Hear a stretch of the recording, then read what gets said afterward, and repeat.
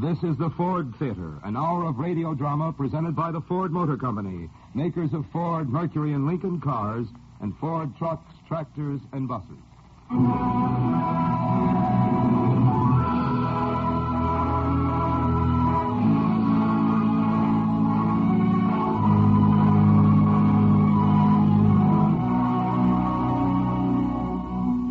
May we introduce, as spokesman for the management of the Ford Theater, the distinguished playwright, actor, and producer, co-author of Life with Father and State of the Union, Mr. Howard Lindsay.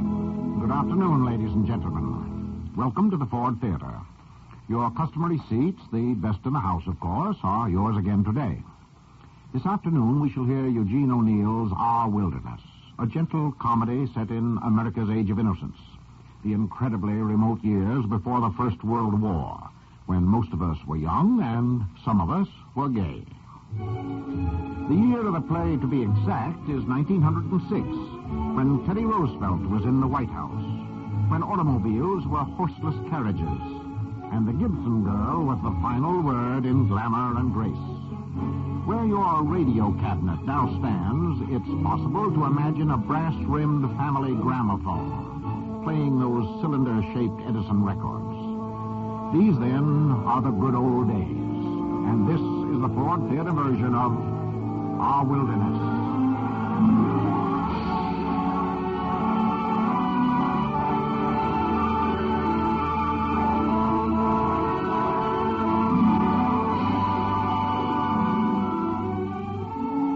Back here in 1906, we want you to meet Richard Miller, aged 16. A promising young man, but at this period somewhat mixed up in his mind about life and love and all that. Richard lives in a small New England town, which might very well be a small town anywhere. We meet Richard on an auspicious occasion. It's the glorious morning of the glorious 4th of July, 1906, and the hour is just past sunrise. Everyone of sense is still in bed, naturally. You see, don't you, Muriel, that this is a very grave moment? It's a very grave moment in our lives. Oh, yes, Dick. As a matter of fact, you could almost call it an awful moment. Awful? Richard Miller, after I sneak out of the house at the crack of dawn just to meet you here on the beach so we I'm using awful in the Elizabethan sense, Muriel. As Shelley would have used it, meaning full of awe. Oh. I hope my father isn't up yet. If he finds out I sneaked out to the beach before breakfast... Your father is insignificant, Muriel. In the scheme of things. Oh, excuse me. You do agree, don't you, Muriel, that it's important for two people who are going to be married when one gets out of Yale to see the sunrise together? Oh, of course I do, Dick. Only what? Well, couldn't we find a nice flat rock to sit on? Do we have to sit on such a pointy one? It's more significant to see the sunrise from a wild shoal. Oh, I see. What are you thinking of right now, Muriel? Oh, I was wondering what my mother was going to make for breakfast. I didn't have time to eat before I met you. Breakfast? At this highly historic moment in our lives, Don't you care anything at all about life, Muriel? You know I do, Richard. Only I'm hungry. Oh. And if my father finds out I sneaked out to meet you... The brave man has to give his life away. Give it like a royal heart. Let the price be nothing. What's that, Dick? Another poem? That's from Carlyle's French Revolution. You're terribly wild and free, aren't you, Dick? Oh, not so much. Well, I guess we better start for home before your folks begin worrying about you. What about your folks? My folks? My folks are too sophisticated to worry about practically a college man.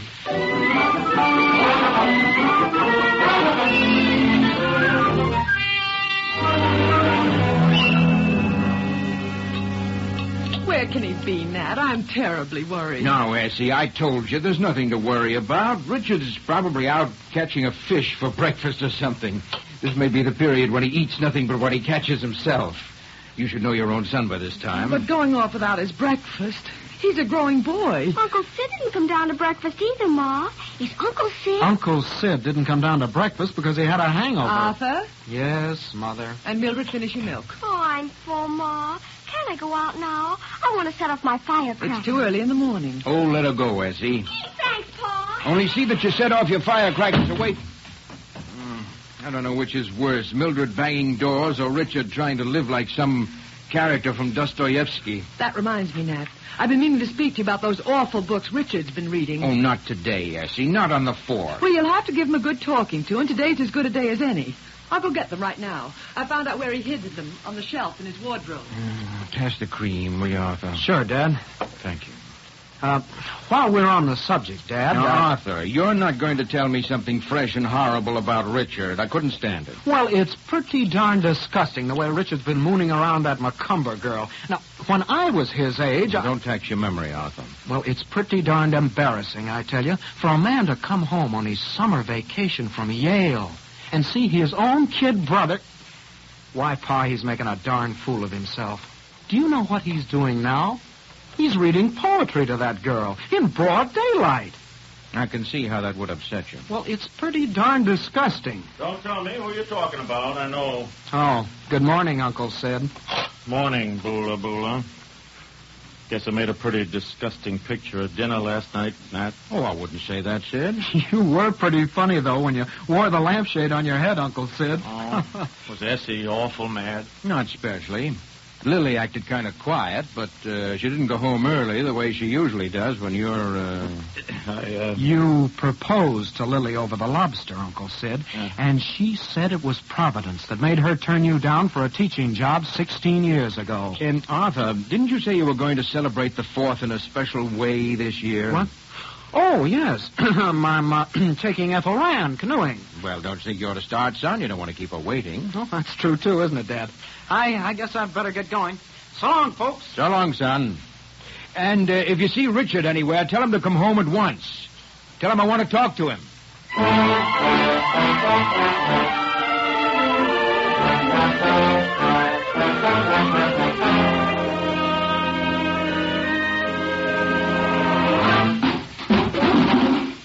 What the devil is that? That's it, is Richard. My youngest son is the only human being I know who can fall upstairs. Richard! Yes, Father? Come in here. Anything wrong, Father? Where have you been? Your mother's been worried to death about you. Woman's life is filled with fear. Each frightened moment lasts a year. Well, that puts things in their place. Just for this morning, Richard, will you try to spare us the full extent of your profundity? Where have you been? Watching the sun come up over the ocean. Alone? With Muriel Macumber. I was reading to her out of Carlyle's French Revolution. I'm sure she was fascinated. What's that, Uncle Sid? I'm glad you're reading Carlyle, son. It's a darn fine book. Have you read it, Pa? Well, I'll tell you, Richard, sometimes even a broken-down old newspaper publisher can't get out of reading a book or two. Oh, Pa, I didn't mean... I know you... Say, isn't it a great book? That part about Mirabeau and Marat and Robespierre. Never you mind about Robespierre, young man.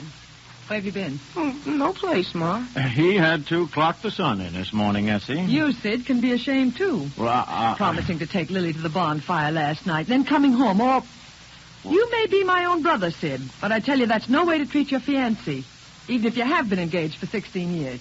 I didn't mean to do it, Essie. I just stopped off... I know what you stopped off for. Now, I think you'd want to make up to her. Something awful. What to do, Essie? I'm going to. Well, she's waiting on the back porch for you. Go ask her to come on an automobile ride. Tell her Nat's going to drive to the lighthouse. Oh, I see. Sid and I are going to the Sachem Club picnic. The Sachem Club picnic isn't until later. Go on now, Sid Davis. Well... My own brother acting that way with his own fiancée. Well, sure, Essie. I was going to ask her anyhow. Gosh, you didn't think I wasn't going to ask her, did you? I was going to ask her anyhow. How that woman has put up with him for all these years. Now, young man, where are those books? What books, Ma? You know very well what books. They were on the shelf in your wardrobe. Now you've gone and hid them somewhere else. You go right up and bring them to your father. Oh, but I... Oh, he doesn't really have to go and get them now, does he, Essie? We can look at them some other time. And besides, he has a right to keep his library to himself. Nat? Well, that is, if they're not too, What books are they, Richard? Oh, Pa. I'll tell you what books they are if he won't. There are 2 books there by that Oscar Wilde. The one there was all that hullabaloo about. Don't remember what. There's some kind of ballad there about a fellow runs around killing his best friends. The Ballad of Red and Gold. One of the greatest poems ever written. Fine reading for a young boy. There were 2 books there, Nat, by that Bernard Shaw. And a book of poems by that Swinburne. Poems and ballads by Swinburne, Ma. The greatest poet since Shelley. Wait, he tells the truth about real love. Love? Well, all I can say is if he wasn't flung in jail, a mistake's been made in justice. The things he says, Nat. But there was another one. Something called the Ruby... what is it, Richard? The ruby out of Omar Khayyam. That's the best of all. I've read that, Essie. Why, Nat? Matter of fact, there's some fine things in it, seems to me. True things. Well, Nat, I don't see how you... Gee, it's wonderful, isn't it, Pa? A book of verses underneath the bough, a jug of wine, a loaf of bread, and thou beside me singing in the wilderness. Did you have your breakfast, Richard? Oh, Ma, for Pete's sake, is that all you can think about? Food? When a man's concerned with matters of the soul, Essie... All I asked was if he had his breakfast. Who cares about food? Well, I had a slice of ham, a couple of eggs, a bowl of cornflakes, a banana, and a sardine sandwich, but who cares about food? Food means nothing to me. Nothing at all.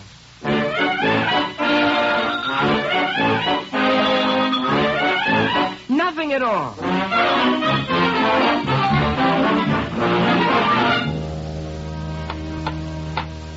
You want the wrench, Pa?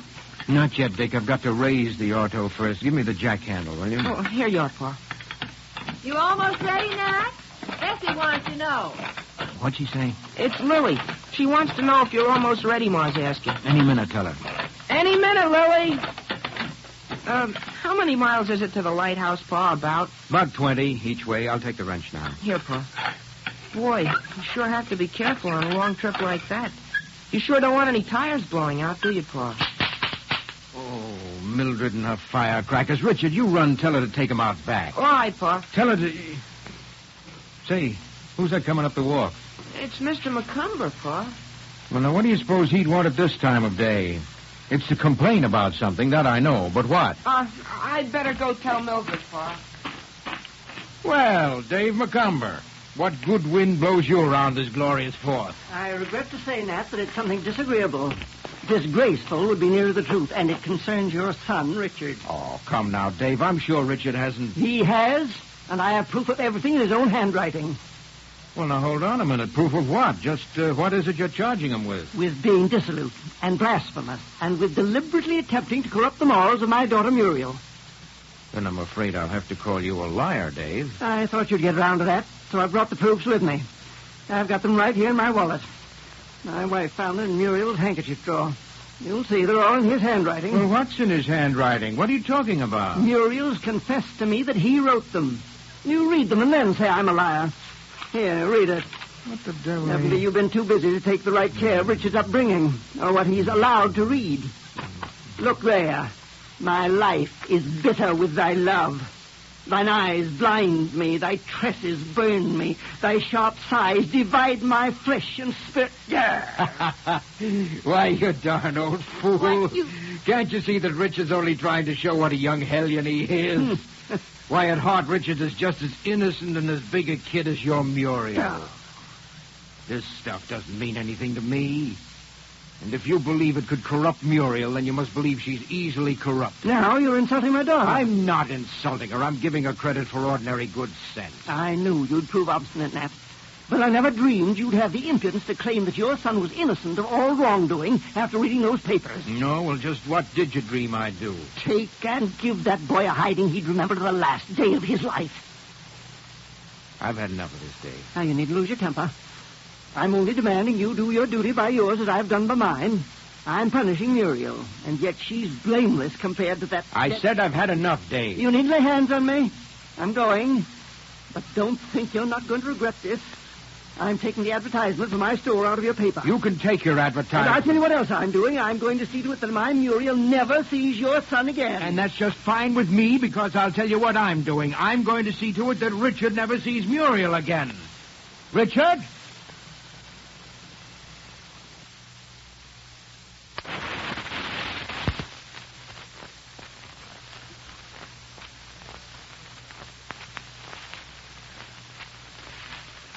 Richard!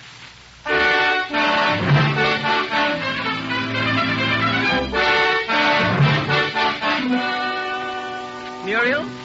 Muriel! What is it, Father? Come in here. What's the matter, Pa? Plenty is the matter. I want you to write a letter. Doesn't want my advertisement, eh? Who do you want me to write a letter to, Pa? To Richard Miller. Dick? I want you to tell that young scoundrel that you're never going to see him again. Father! No one's going to call me a darn fool. You write as I say. But I don't have a pen. Well, use my pen.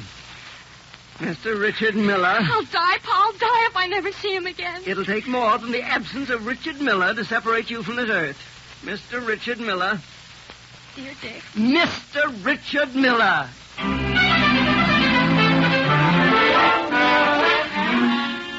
Mr. Richard Miller. Here I am, Pa. I thought I told you, young man, to come back as soon as Macomber left.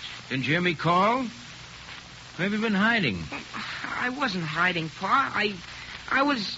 Well, Mildred was making such a racket with the firecrackers, I just didn't hear you, Pa. It wouldn't be that you heard what Mr. Macomber and I were talking about, would it?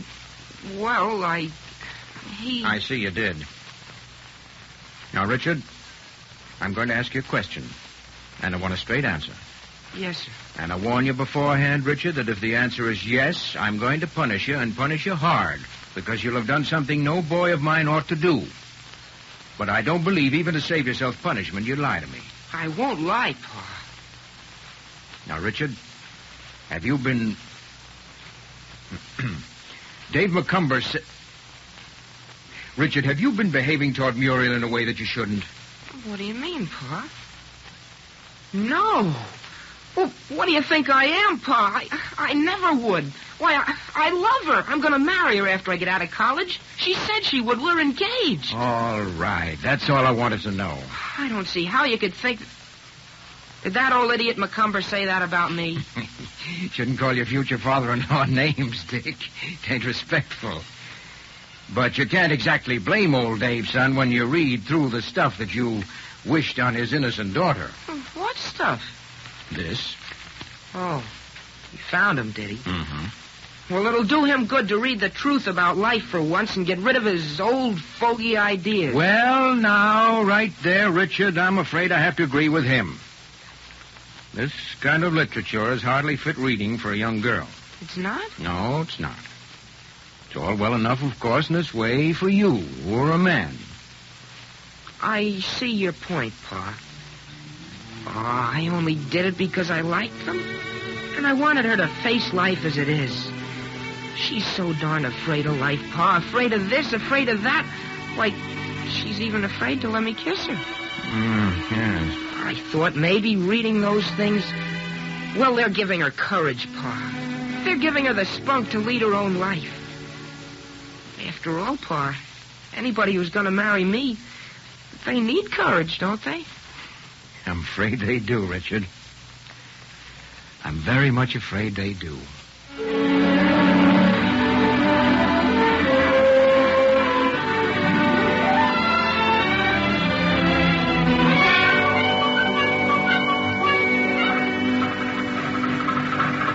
Now, hurry up, everybody. Lily, Sid, Essie, come on now. I've got the auto started. I'll get in first, Essie. All right, dear. Button up your duster, Lily. You like it? It's new. Richard!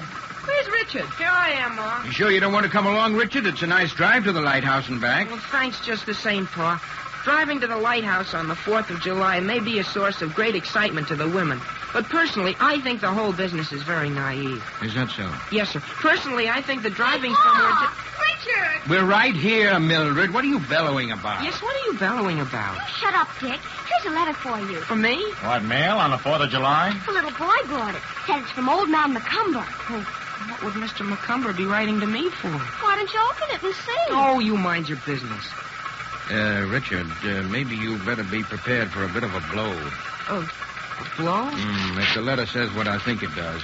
But never mind, son. There are a lot of other fish in the sea. Coming along, Mildred? Richard Miller. I never wish to speak to you again. I would prefer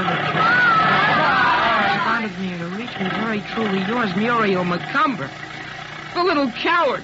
I hate her. I hate her. She can't treat me like that. I'll show her. Oh, gosh, I think my stomach's sick. Oh, darn Mildred and her darn firecrackers. You can't get any peace around here with that darn kid around. Darn the 4th of July anyway. I wish we still belonged to England.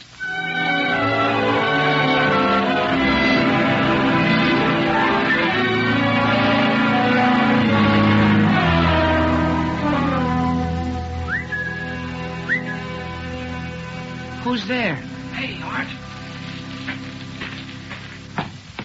That you on the porch, Arthur? It's me, Dick. Oh, hi, Win. Hi. How does it feel being home after a year at Yale? You know, Arthur was telling me about you and him having one heck of a...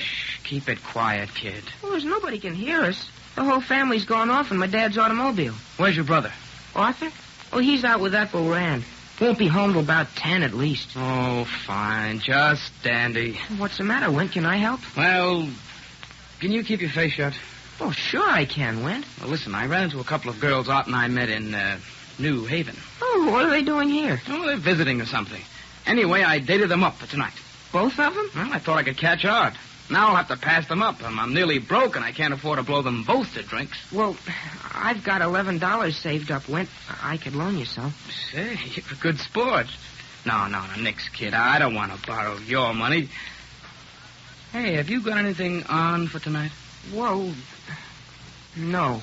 Want to come along with me? No, I'm not trying to get you into anything, kid. All you have to do is just sit with Belle while I'm dancing with Edith. Hey, you won't have to do anything. Not even take a glass of beer unless you want to. Oh, what do you think I am? A rube?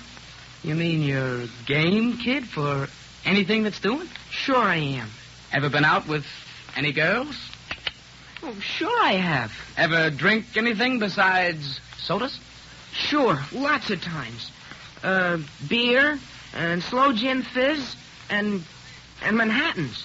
Say, you know more than I thought.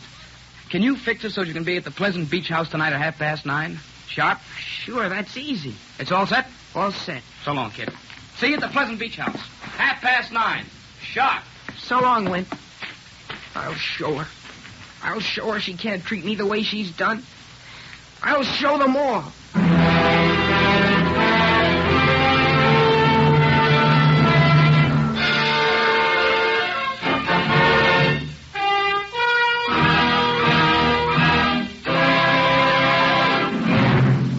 I can predict with a great deal of confidence that in Act 2, shortly to follow, Richard will indeed show 'em all. There are fireworks ahead.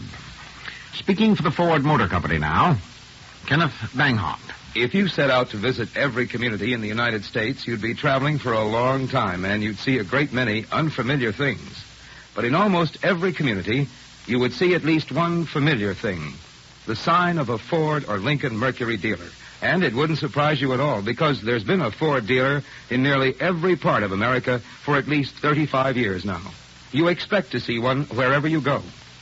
But have you ever stopped to think of what it takes to be a Ford or Lincoln Mercury dealer? Probably not, although there are very definite requirements, and they're important to you. Before a man can obtain a Ford or a Lincoln Mercury dealership, he has to meet a number of requirements. He has to show the Ford Motor Company that he's a responsible citizen, well regarded in his community. He has to demonstrate that he's able and intelligent, capable of managing a sound business. He must have a spirit of responsibility to his customers and his community. And he has to be able to gather together a considerable amount of money for buildings, tools, equipment, parts, and employees' wages. The average investment today in Ford and Lincoln Mercury dealerships all over the country is many thousands of dollars. These requirements have to be met not only to obtain a dealership, but also to keep it. A dealer must continue to run his business with completely adequate facilities, efficient management, sound finances, and proper spirit. These things mean better service for you. They mean that wherever you go, you'll find a dealer qualified and equipped to serve you right. And they mean he'll be anxious to serve you. The more than 7,000 independent businessmen who are your Ford and Lincoln Mercury dealers know that their success depends on pleasing you. Their investment, their future, their jobs and their employees' jobs, their whole business depends on making you a satisfied customer. And they know that very well. It's just common sense. Good service is good business. That's why you'll get good service when you go to your Ford or Lincoln Mercury dealer.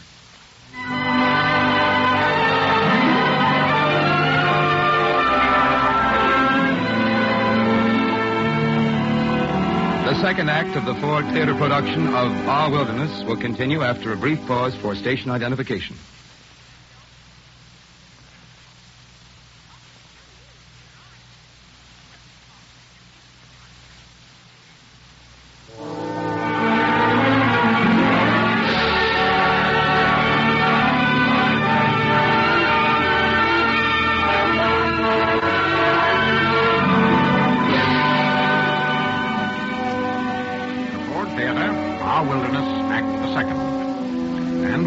in the year 1906.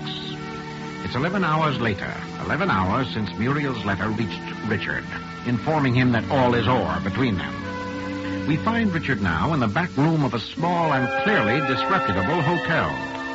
The dingy room is lighted by 2 fly-specked globes in 2 fly-specked wall brackets set into the hideous saffron-colored fly-specked wallpaper. Here, beside the door marked Family Entrance, blares a nickel-in-the-slot player piano. And here, sitting beside a beer-stained table, is Richard, forgetting it all with a lady known as Belle. Aren't we having a nice time, Richard? Aren't we having a wonderful time? Sure, Belle. Oh, come on. Say it like you mean it. Now, you say, I'm having a wonderful time, Belle. I'm having a wonderful time, Belle. Well, then drink up your beer, why don't you? It's getting flat. Oh, I let it get that way on purpose. I like it better when it's flat. You're a scream kid, isn't he, George? Yeah. Bartenders are always called George. Yeah, he's a scream, all right. He's also a spender. My head's dizzy bringing you in drinks. Ah, don't let him kid you, Dick. You show him. Loosen up and buy another drink. What do you say? Huh? Oh, sure. Excuse me. I was thinking of something else. See what the lady will have, and have one on me yourself, George. That's talking. Didn't I say you were a sport? I'll take a cigar on you. What's yours, kiddo? The same? Yeah, make it a real one, will you? I'll try, seeing it's you. What's yours? Another beer? A small one, please. I'm not thirsty. Say, honest, kid, are things that slow around here? Filling up on beer will only make you sleepy. Come on, have a man's drink. All right. I was going to anyway. Bring me a slow gin fizz. And make it good. You know what I mean? Something that'll warm him up, huh? Sure, I get you. Hey, anybody around? How about some service out here? Yeah, coming. You know something? You're a very sweet kid. You're a very sweet kid. I think I could like you a lot. Say, where did Wink go with your girlfriend? Out on the porch, holding hands. Oh. Why don't you hold my hand, Dickie boy? Don't you like me? Sure I like you. Only what? Well, it's only that I've got a weight on my mind. You have? Well, here, have a cigarette. That'll take it off. You smoke, don't you? What? Oh, sure I do. Yeah, I've been smoking for years. Only at the moment, I don't happen to care for the weed. Well, suit yourself. This is more like it. Say, you know you oughtn't to inhale like that. Smoking's awful bad for girls. See, kid, you're a scream. You'll grow up to be a minister yet. Look, Richard. Yes, Belle? Why do you want to be so unfriendly for? I'm not unfriendly. Why don't you put your arms around me, then? Oh, no, not that dead way. Hold me tight. I think you just don't like me. I do, too, like you. Then why don't you kiss me? You call that kissing? Here.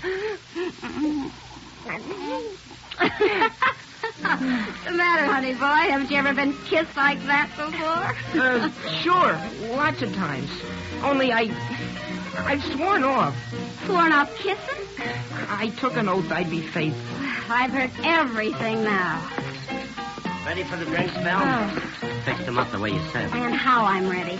Oh, come on, kid. At least show me you know how to drink. Bottoms up. All right. That's the way. Bottoms up.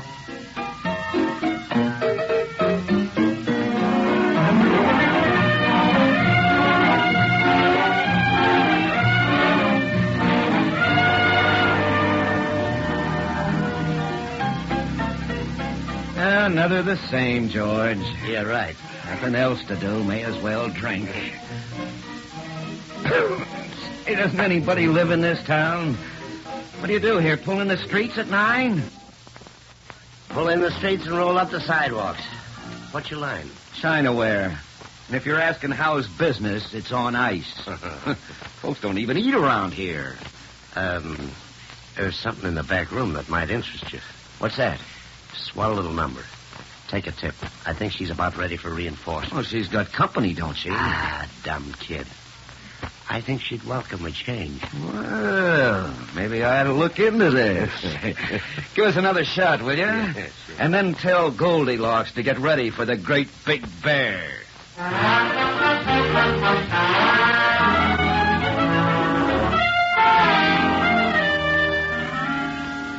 But I wouldn't do such because I love her too much.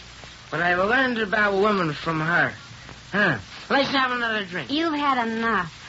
You know, you're a nice girl, Belle. A very nice girl.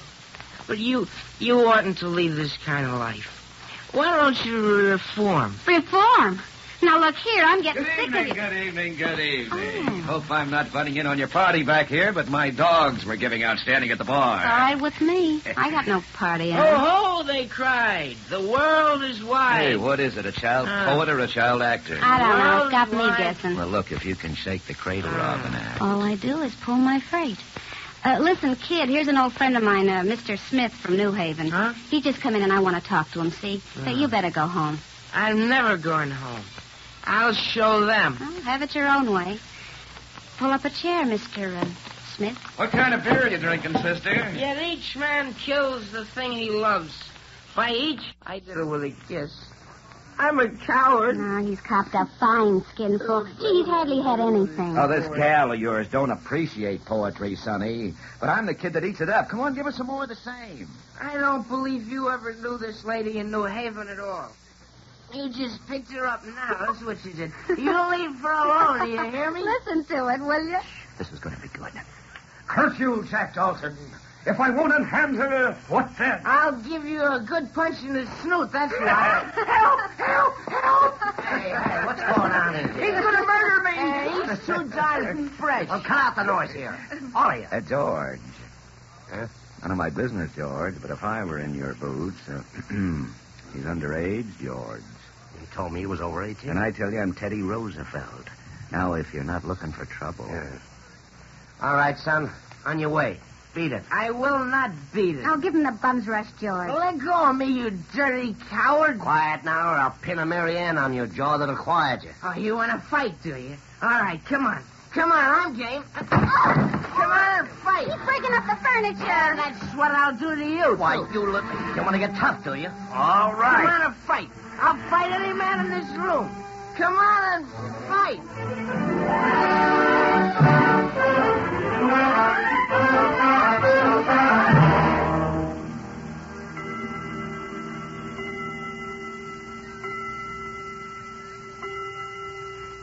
Something's happened to him, Nat. I just know something terrible's happened. Nothing's happened to him, Messie. I'm telling you, he'll be home any minute. There's nothing to worry about. What time is it now, Nat? It's, 11 o'clock. Well, 11 o'clock's not so late, S.C. Not on the 4th of July. Richard, come home yet? Not yet, Sid. I was just trying to tell her, Sid, nobody but a bunch of old fogies would be home before 11 on the 4th of If you July. don't stop talking 4th of July. There he is now. You see, I told Jazzy there wasn't a thing to worry about. Greetings, all. The prodigal son is back. Oh, it's you, Arthur. Oh, we thought it was Richard. Isn't he home? Say, he oughtn't to be allowed out this late at his age. What, when I was his age... We know all about that, Arthur. He's right. He's right. You don't know what might have happened to him. You read in the papers every day about boys getting run over by automobiles. Why don't you do something? Why don't you go out and find him? Well, I was going to go out and look anyway if he wasn't back by 12 sharp, but if it'll ease your mind... Now, that's him. I know that's him. It falls like him. Richard? Oh, thank heaven. Well, darn him. I'll give him the devil for worrying us like this. Richard! Hello, folks. Hello, everybody. Richard. Oh, my goodness, what's happened to him, Nat? He's gone crazy. Crazy nothing. He's soused. Drink, for you know not whence you come nor why. Drink. Richard, how dare Don't you? you strike him, Nat. Steady now, Nat. The boy don't know what he's doing. And then at 10 o'clock, Eilert Loveberg will come with vine leaves in his hair. Richard, you're intoxicated. You bad, wicked boy, you. He's a mess. Oh, me? Why,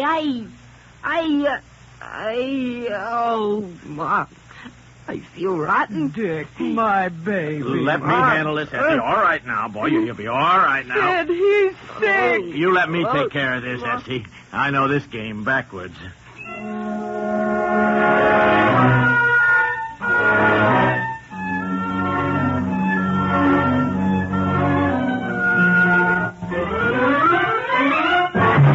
darn it, Essie, I ought to be back at the office. Now, if he doesn't come down in a few minutes... Now, you're not going back without seeing him, Nat Miller. Well, of course I'm not. Good heavens, what do you think I came all the way home from the office for in the middle of the day? To give him a piece of your mind. You are the symbol of the morning after, Nat. Thanks, Sid, for the kind words. Now, Essie, I'm perfectly willing to talk to Richard, but I can't if he isn't here. Now, where is he? Well, he's still in bed. Still in bed? I made him stay in bed to punish him. I thought he ought to anyway after being so sick. He'll be all right, Essie. I remember when I was his age, If I was in your shoes, Sid, I'd keep still. His own uncle, no wonder. Richard must be feeling better, though, Nat. He ate all the dinner I took up. I thought you weren't going to give him any dinner to punish him. Well, in his weakened condition, I thought it best. But I've given him pieces of my mind he won't forget. I've kept reminding him his real punishment was still to come, and that he'd learn you can be terrible stern when you want to. Yes. Shall I go now and tell him to get dressed? You want to see him? Well, yes, I can't waste all day here. Now, you keep your temper, Nat. Remember. Hey, Sid. This is serious, Sid. Huh? What? This is a lot more serious than Essie has any idea. What do you mean, Nat? What do you mean, more serious? There was a girl mixed up with Richard Spree last night. How do you know? There was a man up at the Pleasant Beach house there, same time Richard was there, salesman. Richard was at the Pleasant Beach house? Yes, that's where he was, Sid, and this salesman knows a man who knows one of the men at the plant, and he told him. Well, this is serious, Nat, with a boy like Dick, especially. Oh, darn it. I've got to have a straight talk with him about women and such. I ought to have a long time ago. Yes, you ought, Nat. Well, I tried to, Sid, a couple of times, but heck, I always sort of get, I can't ever seem to get started right. Well, here comes the bad man, I guess. Well, now's the time to talk, Nat, and you better tell him, you know, what's what. Guess I better. I'm sorry, Nat, but he was sound asleep, and I didn't have the heart to wake him. Well, Now, don't you lose your temper, Nat Miller. You know as well as I do he needs all the sleep he can get after last night. Do you want him to be taken down sick? Well, I'll be eternally... You certainly take the cake, Essie. Bring a man all the way home on a busy day. I'm going back to the office where things make sense. But I'm coming home to supper, Essie Miller. And when I do, I want that boy downstairs and waiting. And what I'll have to tell him will blister the horns off the devil himself.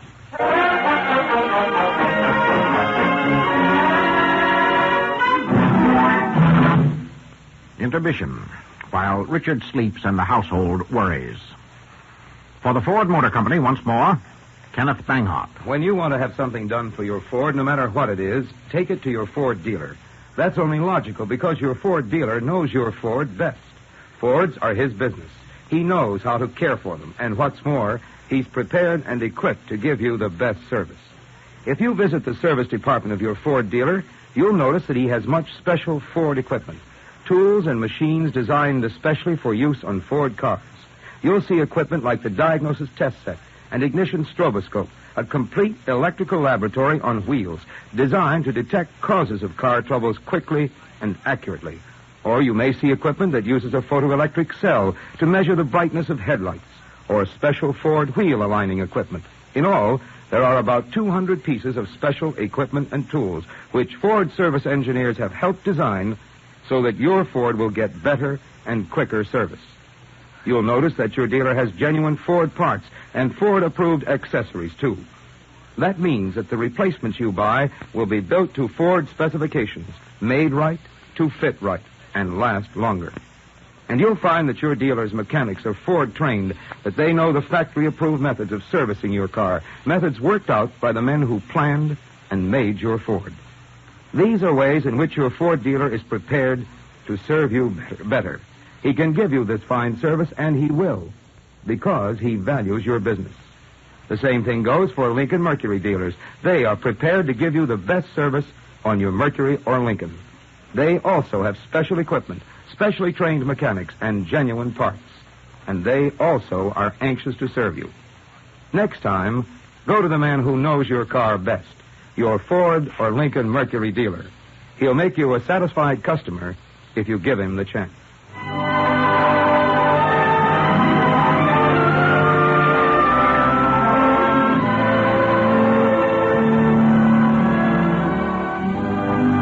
radio version of Our Wilderness has been constructed with loving care by Sylvia Cyril, one of a group of veteran radio writers working with the management of the Ford Theater to bring to the air all types of dramatic entertainment.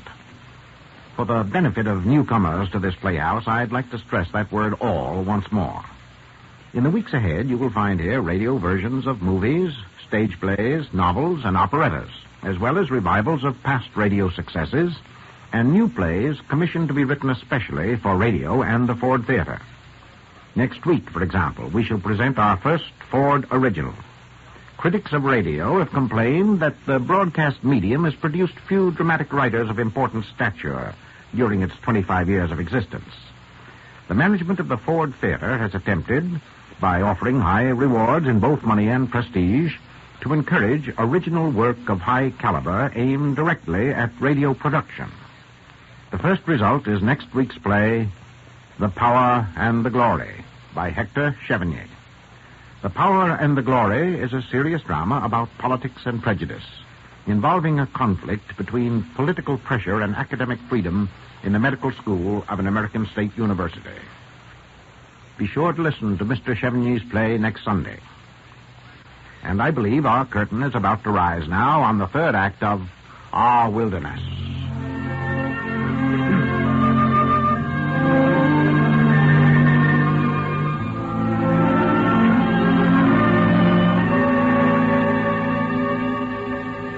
The morning after 16-year-old Richard Miller tried to forget his broken heart at the Pleasant Beach house has dropped into a hot July afternoon.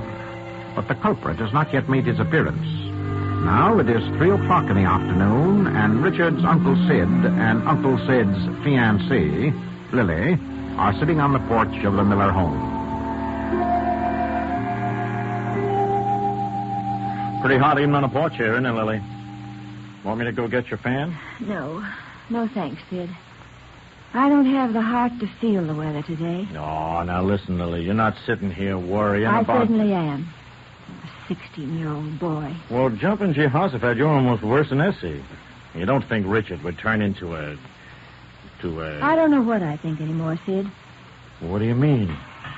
Here comes Arthur. Hello, Willie. No, Hi, Arthur. Uncle Sid. Oh, Arthur. Isn't it a scorcher? Say, I'll bet it's the hottest July 5th in the history of this town. Richard come down yet? No, not yet, Arthur. Good gosh, it's 3 o'clock. How long's he going to hide out? Guess he's waiting until the fireworks die down. Well, they won't, Uncle Sid. I guarantee that. Why, if I'd done what he did when I was his age, I doubt if I'd be in Yale today. The effect on Yale would be too horrible to contemplate. What's that, Uncle Sid? It's Richard. Well, the bad man himself. How's my fellow rum pot? Oh, let's not go into that, Uncle Sid. Hello, Lily. Hello. Boy, you sure were a mess last night. What's it to you? Nothing at all. Except that as the head of this family, after Dad, and as the man whose footsteps you're supposed to be following into Yale next year... Oh, Yale.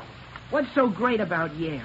All you do is talk about Yale. You'll find out what's so great about Yale. Arthur, will you go next door and get me my fan, please? You'll find it somewhere on the buffet. All right. But I know Pa's going to have something to say about this when he gets home, and it won't be funny. You gave the family quite a turn last night, Dick.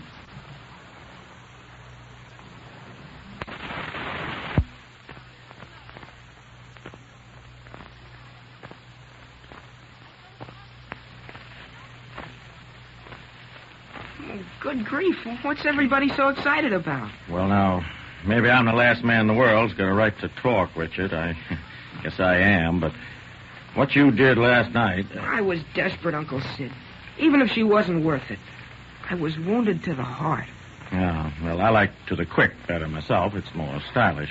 However, This is no laughing matter, Sid. Well, Lily, I didn't say it was a laughing matter. You've got to stop, Richard, before it's too late. Stop what? Even if you won't think of yourself, Richard. Even if you won't think of the disgrace you'll be bringing on your innocent family, think of Muriel. Muriel? Oh, Lily. You'll break her heart, Richard, and you won't know it till it's too late. You don't know, Richard. You don't know the shame and agony of being in love with a drinking man. Lily. Day after day, you keep telling yourself you'll change. You'll be different now. But he's not, Richard. He never is.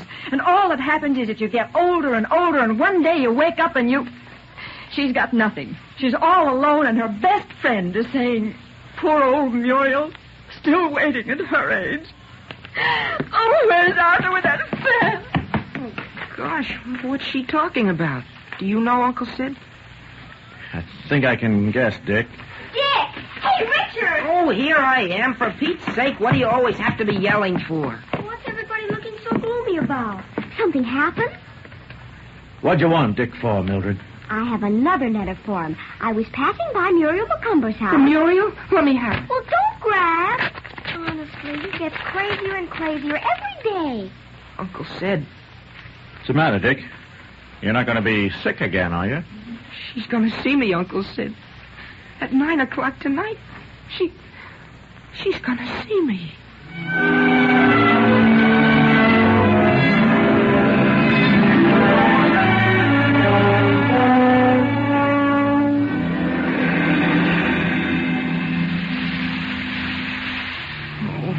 Nearly 9. Why does Muriel show up?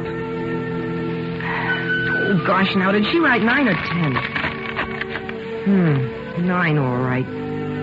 Oh, darn it, I wish she'd show up. I'll have to memorize a new poem for her. Recite it to her next time. Oh, there's 9 now. She couldn't get away. She was caught. Oh, gee, I sure hate to go home without having seen her. Oh, who ever heard of a woman being on time? I ought to know enough about life by this time to... There she is. Oh, gosh. And lo, my love, mine own soul's heart. I mustn't let her know I'm so tickled. If women are too sure of you, they treat you like slaves. Hello, Dick. Oh, hello. Is it 9 already? I bet you'd forgotten I was even coming. Oh, no, I hadn't forgotten. But I got to thinking about life. Well, you might think of me for a change, Dick Miller, after all the risks I've run making this date and sneaking out. You didn't take the trouble to sneak any letter to me, I noticed. No, because after your first letter, I thought everything was dead and past between us. And I'll bet you didn't care one little bit. Oh, I was a fool ever to come here. I've got a good notion to go right home and never speak to you again. No, don't go, Muriel, please. I didn't mean anything like that. Honest, I didn't. Gee, if you knew how broken-hearted I was by that first letter. I don't believe you. I swear. Oh, gosh, Muriel, you're pretty tonight. Won't you let me kiss you now, please? No, you mustn't. Oh, why can't I? Aren't you ever going to let me? Well, I will. Sometime. When? Soon. Maybe. Tonight, will you? I'll see. Promise? I promise. Maybe. All right. You remember you promised. Oh, Dick, you have no idea what I went through to get here tonight. And you don't realize what I've been through for you. And what I did last night. What your letter made me do. What did my letter make you do? Never mind. Let the dead past bury its dead. Oh, you just have to tell me, Dick. Well, after your father left our place, I caught the deuce from Pa. Dick, you mustn't swear. Well, that's the only way I can describe my feelings. And on top of that, I got your letter. Oh, Pa made me write it, Dick. He stood right over me and told me each word to write. I thought your love for me was dead. So I said to myself, what difference does it make now what I do? I may as well forget her and lead the pace that kills. You know, I had $11 saved up, but I thought, she's dead to me now, and why shouldn't I throw it away? Oh. Well, I've still got almost 5 left, Muriel. But tell me what you did. Well, after it was dark, I sneaked out and went to a low dive I know about. Dick Miller, I don't believe you ever did. Oh, you asked them at the Pleasant Beach House if I didn't. They won't forget me in a hurry. Why, that's a terrible place. Well, I said it was a dive, didn't I? There wasn't anyone there but a Princeton senior I know. And he had 2 chorus girls from New York with him. And they were all drinking champagne. Dick Miller, I hope you didn't notice. Oh, I noticed one of the girls. The one that wasn't with him. She was looking at me. She had strange-looking eyes. And then she asked me if I wouldn't drink champagne with them and come and sit with her. She must have been a nice thing. Her name was Belle. She had golden hair, The kind that burns and stings you. And she kept smoking one cigarette after another. Oh, but that's nothing for a chorus girl. She was low and bad. And then what happened? Oh, we just kept drinking champagne. And then I had a fight with the barkeep and knocked him down because he insulted her. Why did you fight for her? Why didn't that Princeton senior? Oh, he was too drunk by that time. And were you drunk? Only a little then. Oh, I was worse later. Boy, you ought to have seen me when I got home. I was on the verge of delirium tremens. I'm glad I didn't see you. I hate people who get drunk. I'd have hated you. What happened with that Belle before you went home? Oh, we kept drinking champagne, and she kissed me. Oh, but it was only all in fun. And did you kiss her? No, I didn't. You did, too. You're lying, and you know it. And here I was wondering how I was ever going to see you again and crying my eyes out while you... Oh, I hate you. I wish you were dead. I never want to lay eyes on you again, and this time I mean it. Goodbye. Muriel. Forever. Muriel, wait. Listen. Oh, I'm ruined.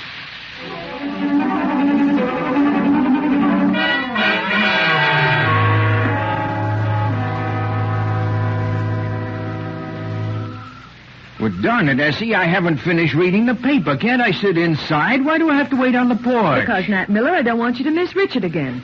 You've been promising me you'd talk to him all day now. Well, good grief, I tried to, didn't I? I came home from the office just to talk, didn't I? Now, where was he at supper? Well, he ran off to meet Muriel. Mildred brought another letter. I'm beginning to think that girl should never have learned to write. Oh, here he is now, coming up the walk. Now, Nat, we can't get out of it this time. It's for his own sake.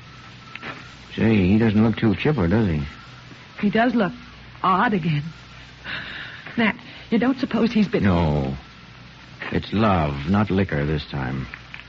You better leave us alone for a while, Essie. I'll wait inside. Call me if you want me. Evening, Richard. Evening, Ma. Well, young man. Oh, Pa. I didn't see you sitting there. How are the vine leaves in your hair tonight? Turned out to be poison ivy, didn't they? I know, Pa. Now, Richard, I'm not going to read you any temperance lecture because in spite of your foolishness last night, I'm still giving you credit for having brains. I know I was a fool, Pa. Not only a fool, but a downright stupid, disgusting fool. It was bad enough to let me and your Uncle Sid see you, but to appear like that before your mother... I know, Pa. Now, what about that girl at the Pleasant Beach house? Belle? Well, how did you know about Belle, Pa? I was shocked, Richard, I don't mind saying. I know, Pa. In my day, a man didn't kiss a girl he wasn't practically engaged to. I know, Pa. Richard? Yes, Pa? Richard, it's about time you and I had a serious talk. Yes, Pa. There are certain things pertaining to certain matters that pertain... Yes, Pa? Well, now that the subject's come up of its own accord, it's a good time. I mean, there's no use in procrastinating further, so here goes. Richard? Yes, Pa? Richard, you've now come to the age when, and it's only natural for you to have certain, I mean, here's what I'm driving at, Richard. I mean, your whole life might be ruined if, so darn it, you've got to know that. I mean, well, now that we've talked it all over, Richard, do you have any questions? I do, Pa. One. Oh, you do, huh? Well, what is it? How do you make a girl forgive you? Muriel's sore at me. How do you... Oh, how do you... Well, you act like a man, Richard. You go to her and you tell her that you made a mistake, frankly and honestly. You tell her you were wrong and you're sorry.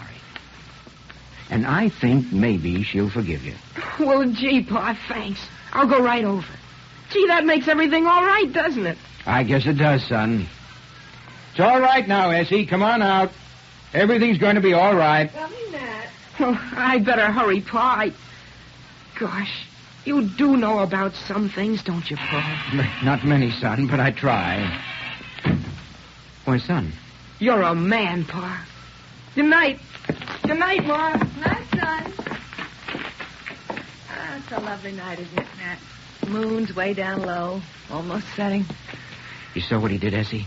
You saw what Richard did? Yes, Nat. He kissed you.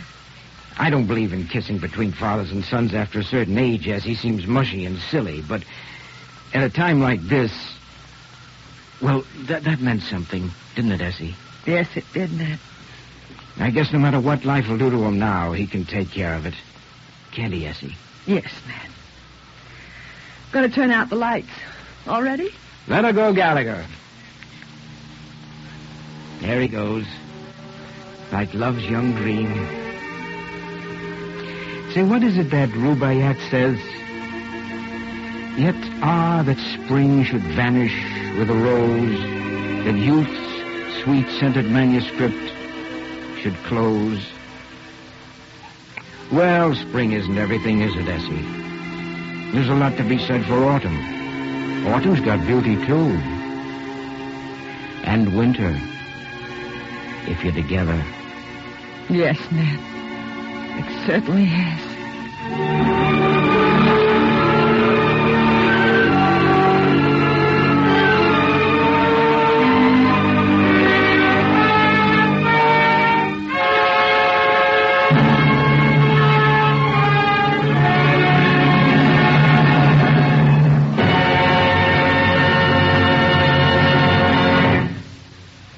Next week, an event of considerable importance in the progress of broadcast drama. Hector Chevenier's Ford Theater original, The Power and the Glory. Our Wilderness was adapted by Sylvia Cyril, edited by Howard Teichman, with continuity by George Faulkner. The musical score was written and conducted by Lynn Murray, and the entire production was under the direction of George Zachary. Richard Miller was played by Raymond Ives, Nat Miller by Eric Dressler, Mrs. Miller by Ann Seymour, and Muriel McCumber by Rosemary Rice. The other players were Alan Bunce, Frank Dane, Elsie Hitz, Evelyn Juster, Lorna Lynn, James McCallion, Edgar Staley, Frank Thomas, and Chuck Webster.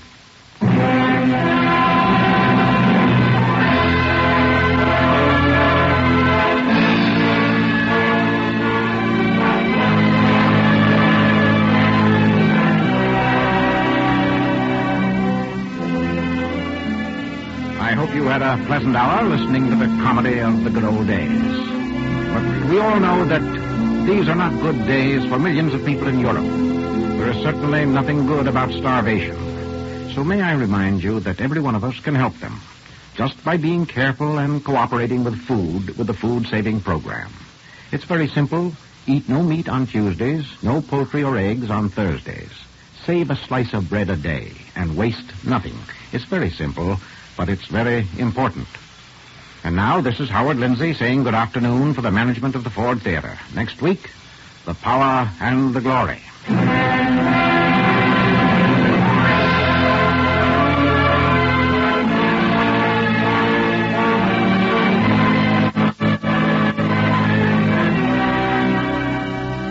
The Ford Theater is presented by the Ford Motor Company, makers of Ford, Mercury, and Lincoln cars, and Ford trucks, tractors, and buses.